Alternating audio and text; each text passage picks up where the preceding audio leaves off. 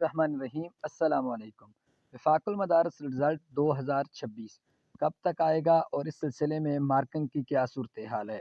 तो मैं आपको बताता चलूँ कि वफाकुल मदारस का रिज़ल्ट पिछले साल जो हमारी मार्किंग ख़त्म हुई थी वो 22 फरवरी 2025 को ख़त्म हुई थी, और इस साल जो हमारी मार्किंग तकरीबन ख़त्म हो रही है वो 8 फरवरी को ख़त्म हो रही है।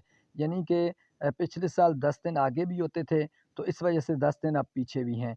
लेकिन उसके बाद जो रिज़ल्ट आया था वो हमारे पास 16 मार्च को आया था। यानी कि पेपरों के तकरीबन 23 दिन बाद ये मार्किंग के ख़त्म होने के 23 दिन बाद ये रिज़ल्ट हमारे सामने अनाउंसमेंट किया गया था। तो इस मरतबा भी अगर उसी तरीके से चला जाए तो पिछले मरतबा 16 रमज़ान या 15 रमज़ान को रिज़ल्ट जो आया था, तो इस मरतबा ये 10 और 11 रमज़ान को रिज़ल्ट आ सकता है। यानी कि पिछले साल की मैं आपको बता रहा हूँ जितना वक्त लगा है। और इससे कबल जो रिज़ल्ट अक्सर औक़ात आया भी है, जो रमज़ान के पहले अशरे में भी ये रिज़ल्ट आया है और रमज़ान के दूसरे अशरे में भी रिज़ल्ट जिस तरह पिछले साल आया है, तो इस तरह भी वफाकुल मदारिस का रिज़ल्ट आया है।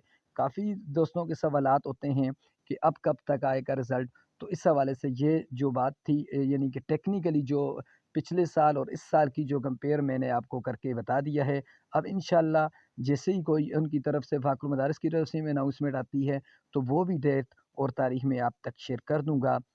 आप इस चैनल को सब्सक्राइब करके वीडियो को लाइक कर दें, और ताकि जो भी अपडेट आए तो रिज़ल्ट के हवाले से वो मैं आप तक शेयर कर दूँ।